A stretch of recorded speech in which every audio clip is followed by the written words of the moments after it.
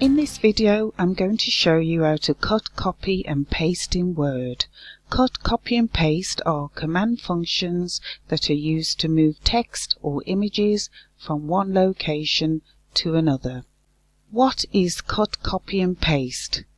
Cut removes the text or image from its current location.